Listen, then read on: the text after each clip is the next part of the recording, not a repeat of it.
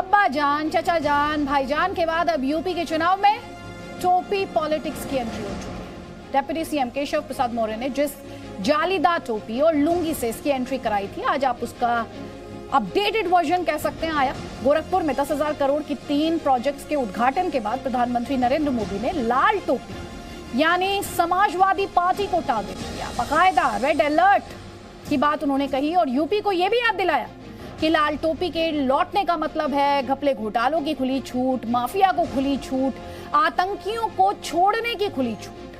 प्रधानमंत्री पूर्वांचल में थे तो वहीं पश्चिमी उत्तर प्रदेश में अखिलेश यादव और जयंत चौधरी ने भीड़ का दम दिखाया। मेरठ में पहली साझा रैली की, प्रधानमंत्री के हमलों का जवाब भी दिया और इसके अलावा खुद भी हमले किए। अखिलेश यादव ने कहा, समाज में जो पैदा करे खाई वही है भाजपा। इसीलिए आज ताल ठोकेंगे इन सवालों के साथ। यूपी में टोपी पॉलिटिक्स क्यों? टोपी पॉलिटिक्स किसके काम की है? टोपी पॉलिटिक्स पर चोट से क्या वोट मिलेगा या टोपी पॉलिटिक्स से वोट मिलेगा? लाल टोपी वर्सेस भगवा, क्या यूपी की सियासत में अब 2 रंगों के बीच लड़ाई होने वाली है जिनमें सिंबलिज्म है? लाल टोपी से रेड अलर्ट कैसे, क्यों? और साथ ही क्या लाल टोपी, जैसा प्रधानमंत्री ने हमला करते हुए क्या कहा कि लाल टोपी इज इक्वल टू आतंक का साथ, क्वेश्चन मार्क। ये वो सवाल है जिन पर आज हम ताल ठोकेंगे। कई खास मेहमान हमारे साथ हैं, आपको बता देते हैं। हमारे साथ बीजेपी का पक्ष रखने के लिए शहजाद पूनावाला है, समाजवादी पार्टी का पक्ष रखने के लिए घनश्याम तिवारी हैं, तहसीन पूनावाला पॉलिटिकल एनालिस्ट हैं, कांग्रेस की आइडियोलॉजी से इत्तेफाक रखते हैं, सतीश प्रकाश बीएसपी का पक्ष रखने के लिए हमारे साथ हैं, सैयद असीम वकार आपको दिखाई दे रहे हैं मुस्कुराते हुए। आप सभी का बहुत बहुत स्वागत है। लेकिन मेरा पहला सवाल, मोहसिन रजा यूपी सरकार में मंत्री इस वक्त हमारे साथ है। मोहसिन रजा, ये जालीदार टोपी का अपग्रेडेड वर्जन माना जाए लाल टोपी? देखिए आदिति, आप जानती हैं कि उत्तर प्रदेश में लाल टोपी से पूरा प्रदेश त्रस्त था 2017 से पहले, और उसी बात का जिक्र किया है माननीय प्रधानमंत्री जी ने कि इन्होंने किस तरह से उत्तर प्रदेश में गुंडा राज, माफिया राज, अपराधीकरण, आतंकियों को महिमा मंडित करना, धर्मांतरण, अवैध धर्मांतरण कराने वालों को मंच पर ले जाकर उनका महिमा मंडित करना, तो ये अपने आप में इनकी प्रवृत्ति थी और इसलिए इनको हमेशा लाल बत्ती से ही इंटरेस्ट था। तो इसीलिए माननीय प्रधानमंत्री ने लाल बत्ती हटा दी कि न रहेगा बांस, न बजेगी बांसुरी, और जनता ने लाल टोपी हटा दी। तो ये दोनों चीजें हट गई हैं। भारतीय जनता पार्टी की सरकार है, कानून का राज है, आज भ्रष्टाचार मुक्त है। योगी जी के नेतृत्व में उत्तर प्रदेश में अपराधी भाग रहा है, कानून का राज स्थापित हो गया है। माननीय प्रधानमंत्री के कहना चाहिए आशीर्वाद से पूरे उत्तर प्रदेश में चौमुखी विकास हो रहा है। लगातार माननीय प्रधानमंत्री जो कि उत्तर प्रदेश से आते हैं और लगातार आप देख रही हैं योजनाओं का लोकार्पण हो रहा है, तो लाल टोपी से भी बचाया है। सर, आप कह रहे हैं कि लाल टोपी से बचा लिया, तो फिर अब दोबारा से लाल टोपी का जिक्र क्यों? लड़ाई तो ऐसे लग रहा है अब लाल टोपी पर आ गई है वापस। देखिए ना, लाल टोपी निकालकर फिर से लोग सड़कों पर दिखाई देने लगे हैं। तो लाल टोपी की पहचान किससे जोड़ी जाती है? लाल टोपी की पहचान ये माना जाता है कि फिर से वो सक्रिय हो रहे लोग हैं जो अपराधियों को महिमा मंडित करते हैं। जहां पर गुंडा राज होता था वो सक्रिय हो रहे हैं। तो ऐसे लोगों से बचाने का काम तो एक अच्छा नेतृत्व तो करता ही है, और देश, हमारे प्रदेश की जनता बहुत अच्छी तरह से जानती है कि ये लाल टोपी ने उत्तर प्रदेश का बंटाधार किया था। सर, आप कह रहे हैं बंटाधार किया था, अखिलेश यादव कह रहे हैं इंकलाब आएगा, 2022 में बदलाव आएगा। मैंने कहा कि आज भगवे से पूरा उत्तर प्रदेश में प्रकाश है। आज देखिए ना, भगवे से पूरा उत्तर प्रदेश जो अंधकार में डूबा था, जहां पर खतरे का निशान था, उसको भी खत्म किया और पूरे उत्तर प्रदेश को प्रकाश में लाकर भगवे ने खड़ा कर दिया। तो आप कह रहे हैं ये लड़ाई लाल टोपी वर्सेस भगवा? हाँ, क्योंकि भगवा तो प्रकाश का प्रतीक है। तो हम तो प्रकाश उजाला कर रहे हैं। उत्तर प्रदेश में चौमुखी विकास हो रहा है, हर तरफ उजाला ही उजाला है। आपने देखा होगा ना, पहले बिजली भी नहीं आया करती थी, आज तो गांव-गांव में 24 घंटे बिजली आ रही है। अपराधीकरण करते थे, वो खत्म कर दिया हमने। आज कानून का राज स्थापित हो गया, अपराधी भाग रहा है उत्तर प्रदेश छोड़कर। आज आतंकवादियों को हमारी पुलिस पकड़ के बंद कर रही है। आज एटीएस और एक तरफ आप लॉ एंड ऑर्डर की बात करते हैं, उसके इंप्रूव होने की बात करते हैं, दूसरी तरफ आप भगवा की बात करते हैं, जिस पर आपके पॉलिटिकल ओपोनेंट्स यही तो कहते हैं कि आप ध्रुवीकरण करने की कोशिश कर रहे हैं। ध्रुवीकरण की कोशिश आपकी पार्टी कर रही है, सांप्रदायिक खाई पैदा करने की कोशिश कर रही है। ये किसने किया था? अच्छा आदिति, आप ईमानदारी से बताइए कि जिस पार्टी की स्थापना खून पर हुई हो तो उसकी टोपी का रंग भी लाल ही हो गया ना। समाजवादी पार्टी की स्थापना काहे पर हुई थी? आप ईमानदारी से बताइए। समाजवादी की पार्टी की स्थापना ही की गई थी जब मुलायम सिंह यादव जी को मुल्ला मुलायम सिंह का खिताब मिला था। कार सेवकों की हत्या हो जाने के बाद, उन पर गोली चल जाने के बाद, तब इस पार्टी की स्थापना हुई थी और इसीलिए उन्होंने लाल टोपी रख ली। तो अभी लाल टोपी तो कोई नहीं पसंद करेगा उत्तर प्रदेश में। ठीक है, घनश्याम तिवारी हमारे साथ है। वैसे मैं हर सवाल ईमानदारी से ही पूछती हूँ। घनश्याम तिवारी ये कह रहे हैं लाल टोपी का तो आधार ही, इस पार्टी का तो आधार ही खून है। आपका जवाब?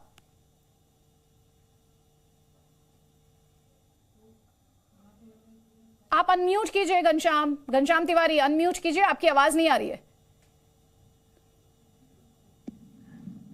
नमस्कार अदिति जी, आपको, दर्शकों को और मेरे को पैनलिस्ट को। सबसे पहले मैं कहूंगा लाल देह लालिल से अरुधरी लाल लंगूर, ब्रज देह दानव दलन, जय जय जय कपिसूर।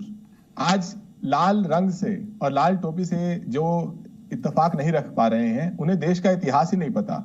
यहाँ पर एक मंत्री बैठे हुए हैं, इनकी पार्टी मानती है आजादी भीख में मिली, और अगर इनकी पार्टी ने कोई योगदान किया या उसके विचारकों ने कोई योगदान किया तो अंग्रेजों के सामने सलाम ठोकने का योगदान किया। जहां तक लाल टोपी का इतिहास है, इनकी पार्टी से ज्यादा इतिहास देश प्रेम का लाल टोपी का इतिहास है। उसे लोकनायक जयप्रकाश नारायण ने भी अपनाया था, उसे लोहिया जी ने भी अपनाया था, समाजवादी पार्टी ने भी अपनाया। और आज उत्तर प्रदेश में हर वो नौजवान जिसको इन्होंने बुरे दिन दिखाए हैं, जिसके लिए बेरोजगार मुद्दा है, इनका पाखंड, इनकी नफरत मुद्दा नहीं है, वो लाल टोपी पहने हैं। हर वो महिला जिसके ऊपर अत्याचार हुआ है, जो उन्नाव की बेटी को अपनी बहन के रूप में देखती है, और जो उन रेपिस्ट के खिलाफ है जिनके साथ भारतीय जनता पार्टी, उसकी सरकार खड़ी रही, वो महिला लाल टोपी के साथ है। हर वो किसान जिसको इसका दुख है कि इन्होंने रौंदा उसको और अन्याय के साथ एक मंत्री को मंत्री बनाए रखा है, केंद्रीय गृह मंत्री, वो आज लाल टोपी लेकर के घूम रहा है। और जिस तरीके से एक सांड लाल रंग को देकर के बिफर जाता है, भाजपाई बिफरे हुए हैं, जो महंगाई का रेड अलर्ट का जवाब नहीं दे पाते, बेरोजगारी के रेड अलर्ट का जवाब नहीं दे पाते, समाज में जो नफरत का जहर घोलते जा रहे हैं उसका जवाब नहीं दे पाते, जो किसानों के रौंदने के रेड अलर्ट का जवाब नहीं दे पाते। उन्हें न लाल टोपी का इतिहास पता है, न देश की आजादी की लड़ाई का इतिहास पता है, न अपने ही संकल्प पत्र में क्या लिखा गया है वो पता है। संकल्प पत्र है कूड़ेदान में, जवाब लीजिए जुबान है आसमान में। हाँ, पॉइंट दर पॉइंट जवाब लीजिए। मोहसिन रजा, ना लाल टोपी का इतिहास पता है, सवाल पूछ रहे हैं घनश्याम तिवारी, देश की आजादी में ना योगदान का पता है, और समाज में नफरत घोलने का काम आपकी पार्टी करती है, ये आरोप घनश्याम तिवारी लगा रहे हैं। तो मैंने पूछा तो अभी कहा तो कि फिर ये पार्टी बनाने की जरूरत क्या पड़ी थी जब कार सेवकों की हत्या हो गई अयोध्या में और मुलायम सिंह यादव जी मुख्यमंत्री थी। उसके बाद समाजवादी पार्टी क्यों बनाई गई? इसीलिए बनाई गई है। समाज को बांटने का काम किसने किया था? आप श्रद्धालुओं पर गोली भी चलवाएंगे। अभी उन्होंने एक बड़ी अच्छी बात कही घनश्याम जी ने कि लाल को जो है पशु भी पसंद नहीं करता, लाल टोपी को पशु भी पसंद नहीं करते हैं, वो देखकर भड़क जाते हैं, तो इंसान कहां पसंद करेंगे? इसीलिए तो आपको किनारे करके रखा हुआ है सबने। ये तो आपने खुद एक्सेप्ट कर लिया कि जब पशु पसंद नहीं करते लाल टोपी को, तो आप कहां से आ जाएंगे लाल टोपी में? क्योंकि आपने जो किया है, आपने तो पशुओं के साथ भी न्याय नहीं किया। आपने स्लॉटर हाउसेज में, अवैध स्लॉटर हाउसेज में तमाम गाय कटवा दी, तमाम आपने बुरी तरीके से पशु कटवा दिए थे। तो आपको तो कोई नहीं पसंद करता है। आम आदमी परेशान था, जानवर परेशान थे, तो आपसे इसलिए ये मान लीजिए कि अब आपका दौर खत्म हो गया है और भारतीय जनता पार्टी जो सबका विकास और सबके विश्वास की नीति पर देश को आगे बढ़ा रही है।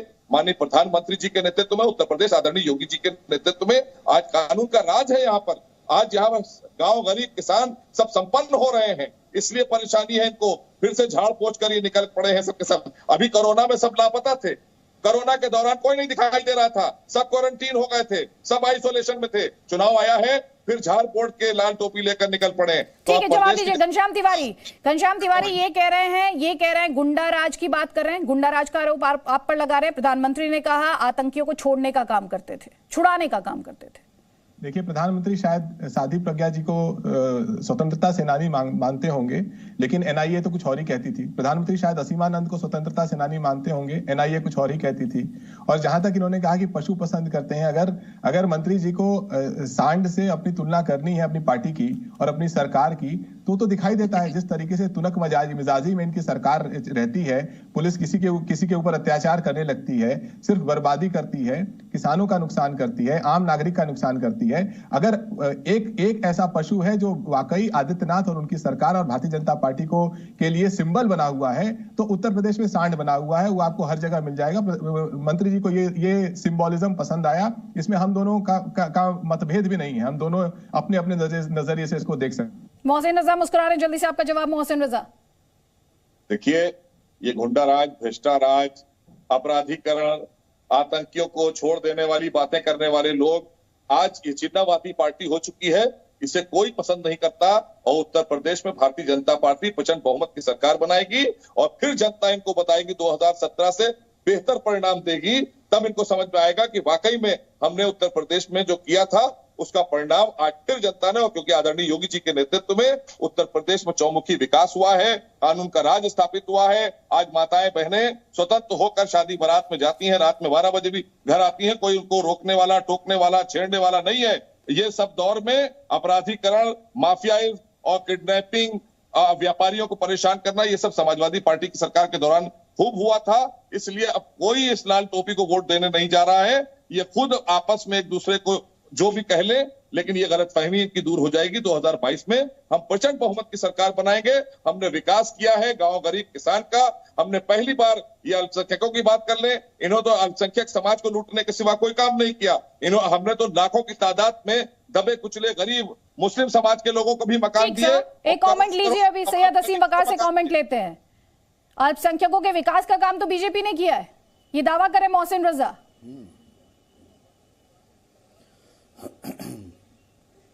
नहीं, मोहसिन साहब बहुत हंस के बोल रहे थे।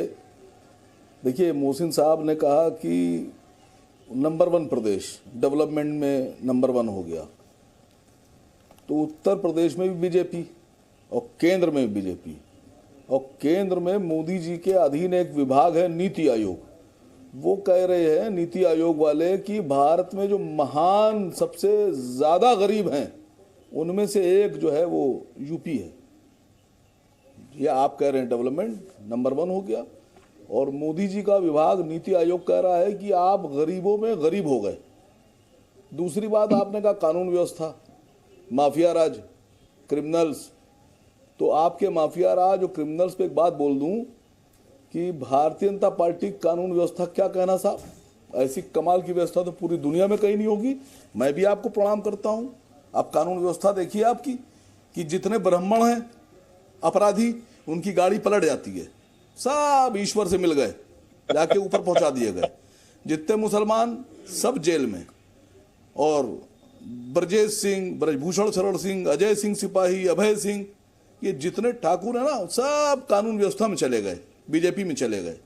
क्या कहना साहब, आपका कमाल है आपकी कानून व्यवस्था। बोलिए जरा इसके ऊपर कि अभी तक के उत्तर प्रदेश में ब्राह्मणों के अलावा किसी गाड़ी क्यों नहीं पलटी। कुंटू सिंह पे भी तो कार्रवाई हुई ना सर। सैयद असीम वकार जवाब देंगे, अभी मोहसिन रजा से जवाब लूंगी, just to get facts right.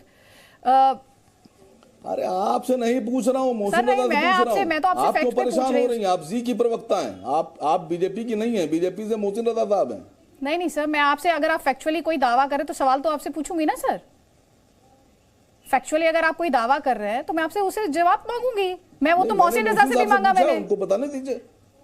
आप ये भी तो बताइए, विकास दुबे के अलावा और किसकी, कौन से ब्राह्मण की गाड़ी बिठाया बता दीजिए, तो वैसे ही बात करें हम लोग। क्या कह रहे हैं सर, एक सेकंड रुकिए जरा। अरे क्या कह रहे हैं मैडम, बात तो सुनिए आप। अगर मोहसिन साहब को अरे मैं मोहसिन साहब को किस लिए बिठाया आपने?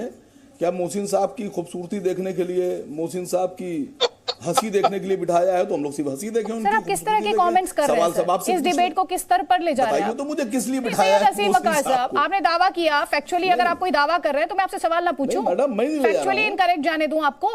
आपके दावे को और पुख्ता कर रही हूं, दावे को और पुख्ता ही कर रही हूं। 2-4 नाम आप गिना देंगे तो मोहसिन रजा से जवाब देते नहीं बनेगा। अरे सुनिए तो, अरे अरे सुनिए तो मैडम, आपको मोहसिन साहब से पूछना चाहिए था उस वक्त जब मोहसिन साहब करते डेवलपमेंट में नंबर 1, तब आप खट से बोलती कि गरीबी में नंबर 2 3 पे आ गया। अच्छा, अब आप मुझे एंकरिंग भी सिखा रहे हैं? मानता नहीं, आप मुझे एंकरिंग भी सिखा रहे हैं। आप मुझे एंकरिंग भी सिखा रहे हैं। आपको जितने सवाल मैंने पूछे वो आपको सुनाई नहीं दिए? शिकायत नहीं है। नहीं सर, आप मुझसे शिकायत रखे ना रखे, मैं यहाँ पॉलिटिकल पार्टीज के ना तो बचाव के लिए हूँ, ना उनके, ना मुझे मेरा काम यहाँ पर सवाल पूछना है सर। आप मुझ पर जितने हमला करना चाहते हैं कर लीजिए, मुझे हमलों से डर नहीं लगता सर। जिनके पास इंटीग्रिटी होती है ना वो इस तरह के हमलों से नहीं डरते सर। आप तो रिस्पेक्टेड हैं, जिस तरह के हमले निजी हमलों से नहीं डरते, जिनके पास इंटीग्रिटी होती है, इंटीग्रिटी, वो नहीं डरते। ठीक है, अब जवाब लीजिए, अब जवाब लीजिएगा और ध्यान से सुनिएगा। जवाब दीजिए मोहसिन रजा जो इन्होंने सवाल उठाए। सुन लीजिए, मेरे सवाल का जवाब तो आपने नहीं दिया। नसीम वकार साहब, आपसे जब सवाल पूछा तो आपने जवाब नहीं दिया। आप मोहसिन रजा से अपने सवाल का जवाब सुन लीजिए। सुनिए।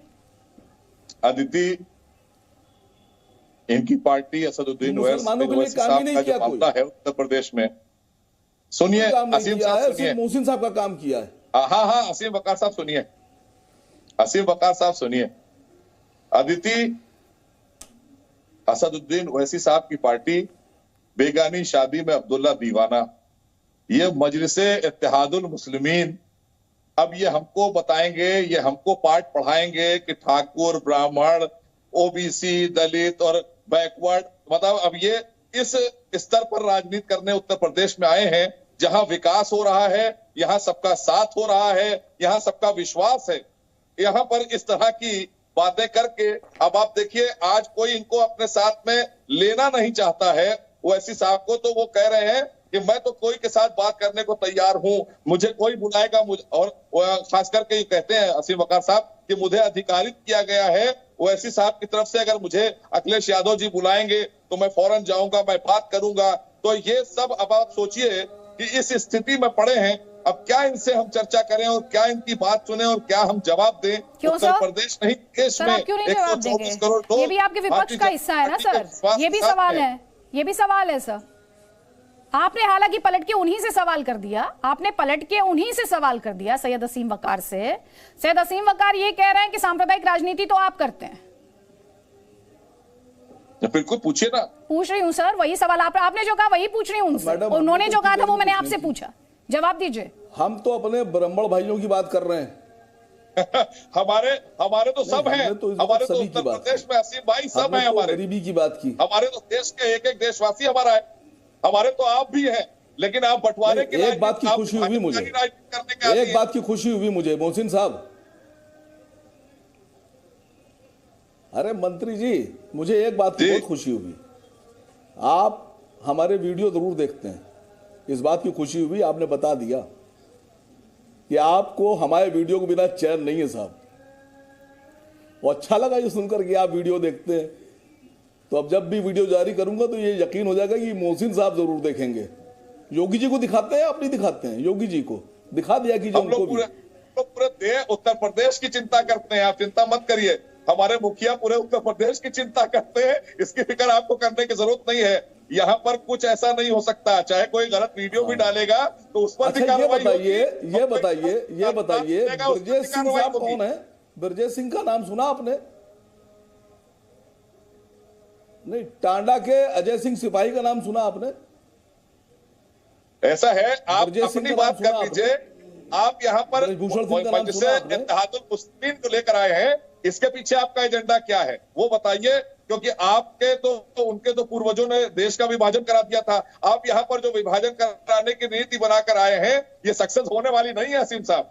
ये यहाँ उत्तर प्रदेश है, यहाँ सबका साथ, सबका विकास और आदरणीय योगी जी के नेतृत्व की सरकार है, यहाँ कानून का राज है, यहाँ कानून का राज है, यहाँ बंटवारा नहीं हो पाएगा।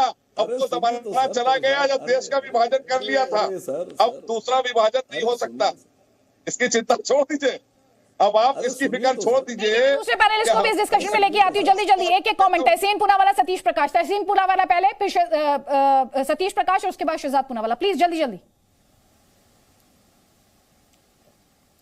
देखिए, जो माननीय मंत्री साहब ने कहा है कि गुंडों से उत्तर प्रदेश को बचाना है, मैं उस बात से बिल्कुल इत्तेफाक रखता हूँ, और अगर गुंडों से उत्तर प्रदेश को बचाना है तो सबसे पहले आदित्यनाथ जी की भाजपा की सरकार को यहाँ से भगाना है। जितना गुंडाई भाजपा की सरकार ने उत्तर प्रदेश में किया है, शायद किसी और सरकार ने, शायद किसी और व्यक्ति ने उत्तर प्रदेश में किया है। चाहे फिर वो गोरखपुर जो आज माननीय प्रधानमंत्री जी भाषण दे रहे थे, वहां जाकर होटल के कमरों में घुसकर लोगों को एनकाउंटर से मारना, फर्जी एनकाउंटर में मारना, चाहे वो हाथरस की घटना या डीजीपी ने आकर ये कहा कि उस लड़की का, उस महिला का, उस बच्ची का बलात्कार ही नहीं हुआ था जबकि सीबीआई ने कहा कि गैंग रेप हुआ, चाहे फिर वो सोनभद्र की घटना हो, कि चाहे फिर इनके जो एमएलए है सेंगर साहब जो इन्होंने कांड किया उसके बारे में।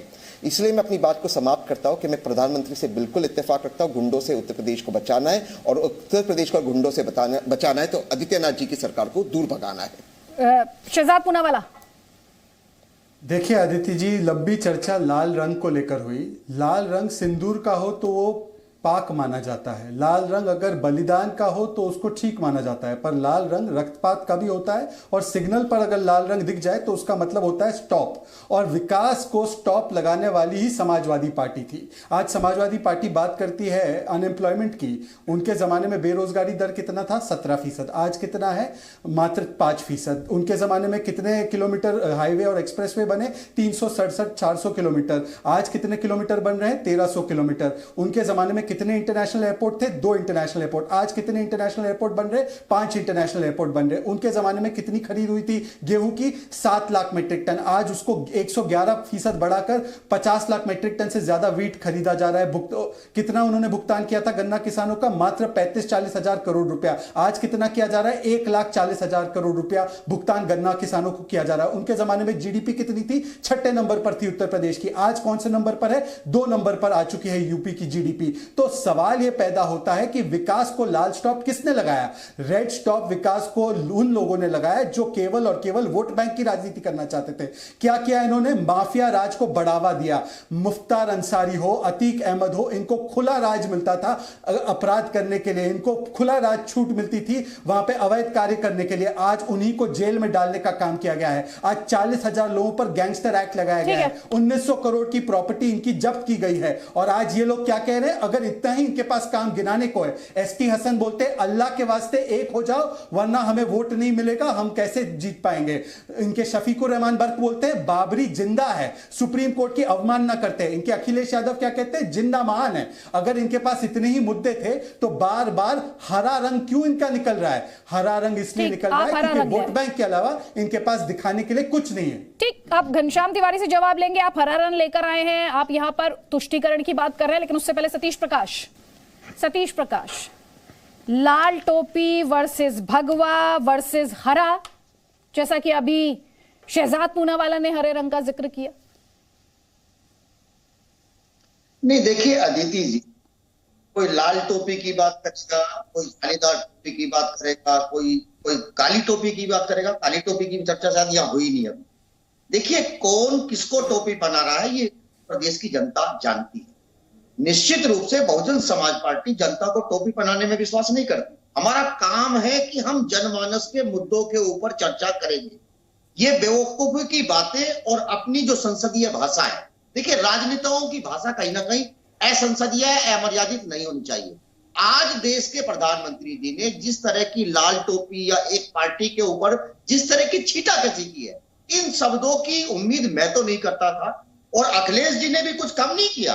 अभी चिरंजीवी शब्द जो है उन्होंने अपनी जनसभा में जो यूज किया। देखो, मेरा कहना यह है कि जनमानस के मुद्दों के ऊपर चर्चा हो।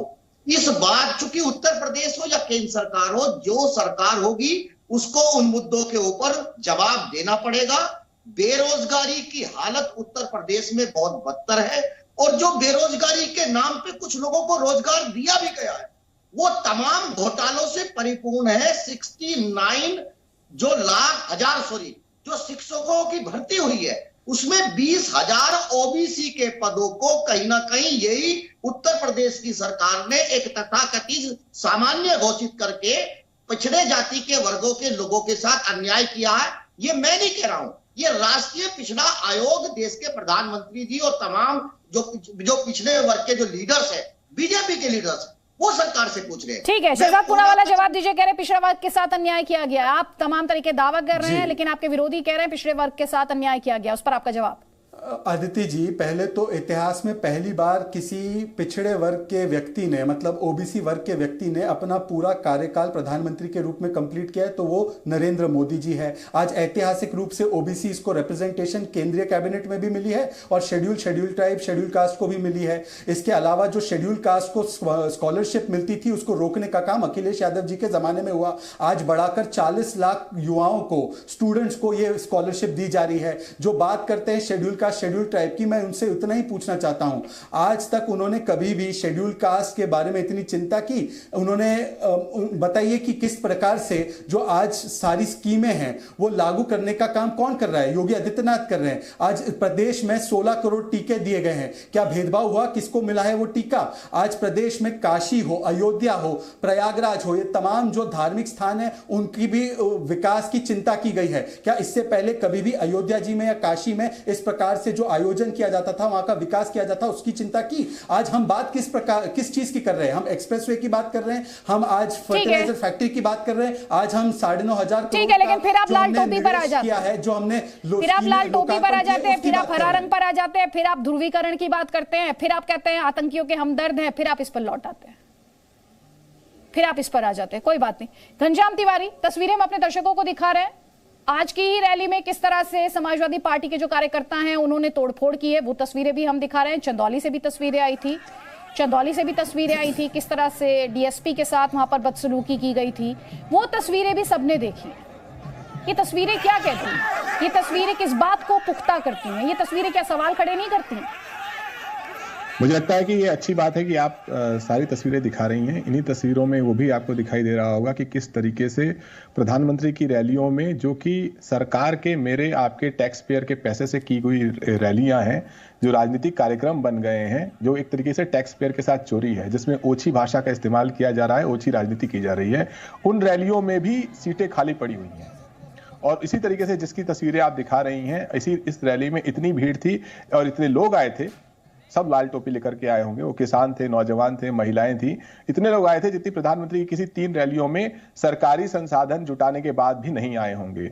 मुझे लगता है कि आप ही की बहस में शहजाद ने एक अच्छा प्रयास किया कि एक सिलसिलेवार तरीके से उन्होंने बताया कि भारतीय जनता पार्टी ने क्या क्या काम किया है, जीडीपी कहां से कहां पहुंच गई। इसी को भारतीय जनता पार्टी के अनेक प्रवक्ता कहते हैं कि उन्होंने प्रति व्यक्ति आय उत्तर प्रदेश में दोगुनी कर दी। घनश्याम तिवारी, मैं जो आपसे सवाल पूछ रही हूं उस पर आपका जवाब चाहूंगी। मैंने जवाब दे दिया आपको। तोड़फोड़ को लेकर आप ये कह रहे हैं कि भीड़ आना और वहां पर तोड़फोड़ होना, आप कह रहे हैं भीड़ का आ जाना उसके बाद तोड़फोड़ जायज है, it can be justified. Can it be justified? मैं ये कह रहा हूं it can not be justified. मैं ये कह रहा हूं कि अच्छी बात है कि मीडिया तस्वीरें दिखा रहा है और उससे लोगों को अपनी प्रतिक्रिया लेने दीजिए। जहां तक हमारी बात है, हम अपने एजेंडे पे रहेंगे और जिस तरीके से लोग आ रहे हैं और उस एजेंडे के समर्थन में आ रहे हैं उसकी चर्चा करेंगे।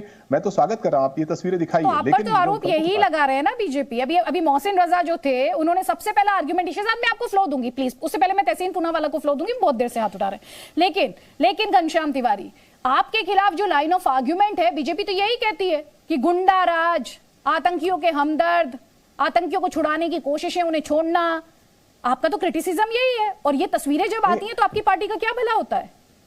देखिए, बीजेपी तो सारी चीजें कहती है। अच्छे दिन आपने नहीं कहा ना, शहजाद ने भी शायद नहीं कहा होगा, ये तो प्रधानमंत्री जी ने कहा। हिम्मत है शहजाद यहाँ पे बोल दे अच्छे दिन आएंगे, या मोहसिन रजा आके बोल दे, भारतीय जनता पार्टी का एक प्रवक्ता बोल दे कि बहुत हुई पेट्रोल डीजल की मार अब की बार मोदी सरकार, बहुत हुई महंगाई की मार अब की बार मोदी सरकार, 2022 के किसानों की आय डबल करेंगे। मैं तस्वीरों को लेकर सवाल पूछ रही हूँ, मैं आपको जवाब दे रहा हूँ, उसी पे जवाब दे रहा हूँ। मैं कह रहा हूँ कि भारतीय जनता पार्टी की समूची राजनीति खोखली है, इनके अपने वादे खोखले, इनका क्रिटिसिज्म खोखला, इसीलिए मैं इनके बयानों को तवज्जो नहीं देता। नहीं, लेकिन आप हिंसा को लेकर तो आपको जवाब देना पड़ेगा ना सर। ये जवाब आपको बीजेपी को नहीं देना, जो लोग आपको देख रहे हैं इस वक्त, इस हिंसा को लेकर आपको जवाब देना पड़ेगा, इस तोड़फोड़ को लेकर जवाब देना पड़ेगा, नहीं देना पड़ेगा? आपका सवाल था कि भारतीय जनता पार्टी के क्रिटिसिज्म पे आप क्या कहते हैं, मैं उसका जवाब दे रहा था। अगर आप ये कहती हैं कि क्या हिंसा जायज है, मैंने सरासर कहा कि हिंसा गलत है। और जहां पर भी हमारी रैलियां हो रही हैं, चाहे पूर्वांचल में हुई जो विजय यात्रा हुई, चाहे जो परिवर्तन रैली हो रही है, आप देखिए लगातार समाजवादी पार्टी, उसके कार्यकर्ता लगातार अनुशासित ढंग से तहसीन पूनावाला सर, अनुशासन को लेकर जो तस्वीरें आ रही हैं वो तस्वीरें भी बहुत कुछ कह रही हैं, जिन पर जवाब देने से आप बच रहे हैं। एक लाइन ये बोल देने से कि हिंसा को जस्टिफाई नहीं किया जा सकता, तोड़फोड़ को जस्टिफाई नहीं किया जा सकता, अकाउंटेबिलिटी खत्म नहीं होती। मुझे लगता है ये बात आप भी समझते हैं। तहसीन पूनावाला जी, सबसे पहले तो मैं बहुत खुश हूं कि शहजाद ने कहा कि आपका हरा रंग बाहर निकल रहा है। हरा रंग हमारे भारत की सेना का रंग है, हरा रंग हमारे किसानों का रंग है। हरा रंग बाहर निकलना ही चाहिए। ये हमारे देश का रंग है, हमारे ध्वज में आता है, हमारे तिरंगे में हरा रंग आता है, तो हरा रंग बाहर निकलना खुशी की बात है। आप जैसा नहीं है कि Presenting B News app available on Google Play and App Store. Download it now. जिन्ना की राजनीति करते